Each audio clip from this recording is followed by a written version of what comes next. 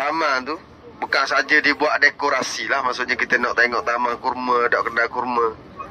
Dia pokok-pokok asalnya tempat ni dia dibina untuk mengingati peristiwa yang berlaku sempena kewafatan baginda Rasulullah sallallahu alaihi wasallam. Sekarang ni kita tengok Madinah dengan suasana yang ada pada hari ni. Kita mungkin payah nak gambarkan bagaimana suasana kampung dulu. Dulu kalau kita tengok Masjid Nabawi pun sebenarnya Masjid Nabi ni kecil je. Mana kalau kita diberi peluang oleh Allah Ta'ala untuk masuk ke dalam masjid, kita akan nampak dia ada kawasan yang berbeza. Dia kawasan yang binaan baru ni, yang tinggi besar-besar ni.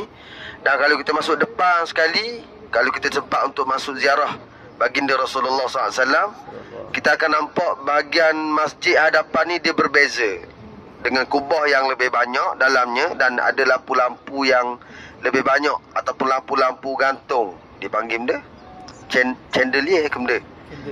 Nah, lebih kurang gitulah, lampu-lampu gantung tu lah. Lebih banyak dan ditulis Muhammad Rasulullah. Itu pun sebahagiannya merupakan masjid yang telah diluaskan. Kalau kita tengok dalam masjid, nanti saya suruh Ustaz Hakim, oleh kerana kita tak boleh nak masuk tengok sendiri. Asalnya kita nak masuk, nak tengok sendiri, sutih. Tapi bila mana tak boleh nak masuk, kita akan hantar gambar, kena baca sikit lah. Kita hantar gambar, dia akan ada pada keterangan bagaimana kita nak tengok suasana, betapa besarnya masjid Nabi dulu dan sebagainya. Dulu dalam semua kawasan ni dipenuhi dengan perkampungan. Maksudnya ada rumah, ada jalan, ada pasar dan sebagainya. Bukan luah kita kata sejauh mata memandang sebagaimana hari ni. Kalau orang yang pernah mari lebih kurang dalam 3 tahun, 4 tahun yang lepas, sini pun dulu semua ni hotel, lepas tu ni ada bangunan-bangunan ni semua bangunan tinggi. Tapi hari ni kita mari rata, kosong, seluar mata memandang. Dan memang kalau ikut perancangan dia, Masjid Nabawi ni akan semakin luas. Sana sampai ke hujung jalan, hujung sana, sini pun akan semakin luas dan semakin panjang. Tetapi yang saya nak ceritakan ialah berkenaan dengan Thaqifah Bani Sa'idah.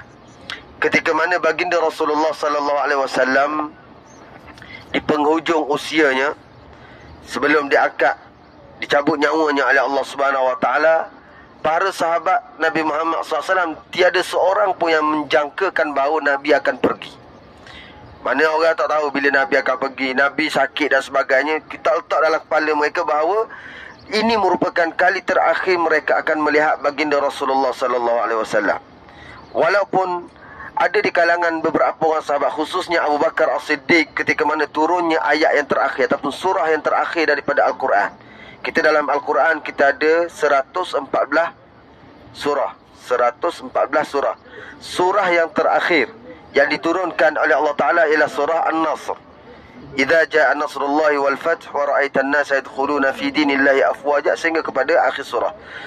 Ketika turunnya surah ini, sahabat bergembira. Sebab surah ni kalau kita faham maksud dia, makna dia, surah yang menceritakan tentang kegembiraan, pertolongan, sallallahu alaihi wabarakatuh.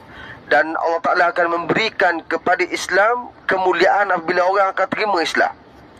Pada ketika turunnya ayat ni, surah ini, yang menangis pada itu hanyalah Abu Bakar As-Siddiq. Abu Bakar As-Siddiq bila dengar surah ni, dia menangis. Lek sahabat yang lain. Sehinggalah pernah Sayyidina Umar dipanggil Abdullah bin Abbas, jumpa dengan sahabat yang lain, tanya tentang surah ni. Semua sahabat kata surah ni cerita tentang kemenangan, pertolongan daripada Allah Ta'ala. Tapi Abdullah bin Abbas mengatakan surah ni menandakan bahawa telah hampirnya waktu kewafatan baginda Rasulullah sallallahu alaihi wasallam. Sebab cerita tentang surah ni adalah tentang komplitnya kisah ataupun kerja Nabi. Kerja Nabi telah selesai.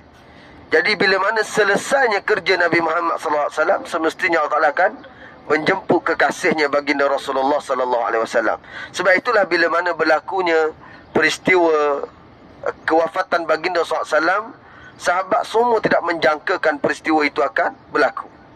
Bukti yang paling besar ialah apa yang berlaku kepada Sayyidina Umar Al-Khattab. Bila mana baginda SAW ketika itu berada di dalam rumah Sayyidatuna Aisyah. Maknanya kalau kita masuk masjid, makam Nabi Muhammad SAW di mana disemadikan jasad baginda SAW itu merupakan rumah Sayyidatuna Aisyah radhiyallahu anha. Itu rumah Nabi dulu, rumah isteri baginda SAW, Sayyidatuna Aisyah. Nabi pada ketika itu duduk dalam rumah Sayyidatuna Aisyah. Pada waktu itu, bila dengarnya berita kewafatan baginda Rasulullah SAW, Sayyidina Umar mengamuk, marah. Kalau ada orang yang mengatakan bahawa Nabi Muhammad SAW telah pergi, meninggal, aku akan memisahkan kepalanya daripada batang tubuhnya. Sayyidina Umar kata, Nabi tak mati. Siapa dia kata Nabi mati, aku akan bunuh. Pada waktu itu, semua tak ada nak terima, khususnya Sayyidina Umar Al-Khattab tak ada nak terima tentang kewafatan baginda SAW, sehinggalah Abu Bakar masuk ke dalam rumah tersebut, tengok jasad Nabi dan sebagainya, dan mensahihkan kewafatan baginda Rasulullah SAW. Dia pun keluar, naik ke mimbar. Mana kalau orang lelaki mungkin dah nampak, kalau orang masuk umpama, kalau masuk raudah, kita akan nampak mimbar yang ada dalam raudah. Mimbar yang ada dalam raudah tu merupakan jarak di antara rumah Nabi dengan mimbar, itu merupakan raudah. Bila Sayyidina Abu Bakar Siddiq naik ke mimbar dan membacakan ayat Al-Quran, wa ma Muhammadun illa rasulun qad khalat min qablihi ar-rusul afa imma ta'aw qutilan qalabtum ala aqabikum faman yanqalib ala aqibaihi fala yadurrallaha syai'a wa sayajzillahu syakirin. Allah Ta'ala menyatakan, Abu Bakar Siddiq membacakan ayat ini, menyatakan bahawa tidaklah Nabi Muhammad SAW ini kecuali merupakan salah seorang daripada Nabi dan juga Rasul yang diutuskan oleh Allah Ta'ala. Sebelum daripada Nabi Muhammad SAW ni, ramai lagi Nabi dan juga Rasul yang telah berlalu pergi. Yang akan kekal tinggal adalah ajaran Allah Subhanahu Wa Ta'ala, iaitulah ajaran Islam. Nabi akan meninggalkan umatnya. Barulah Sayyidina Umar kata, seolah-olah aku mendengar ayat ini kali pertama.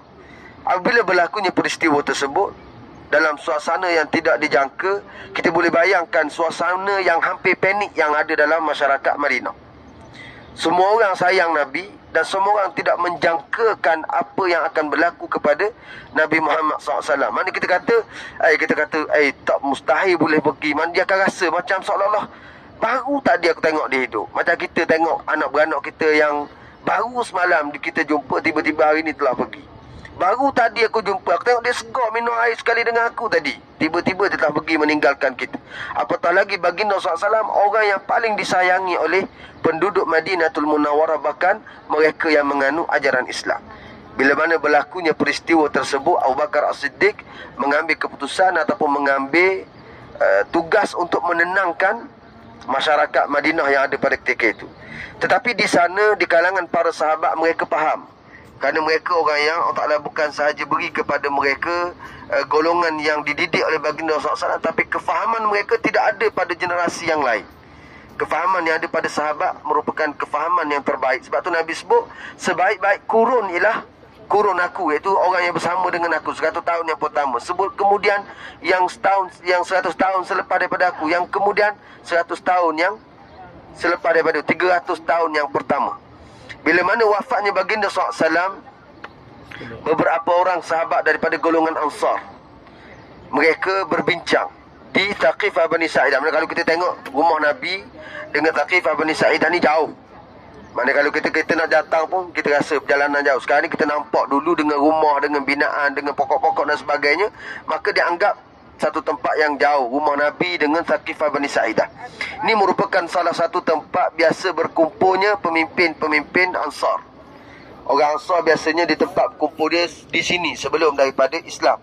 Dan mereka biasa berkumpul selepas Islam sekalipun, mereka biasa duduk berbincang dan sebagainya. Pada waktu itu, sahabat baginda SAW di kalangan pemimpin Ansar, mereka berbincang.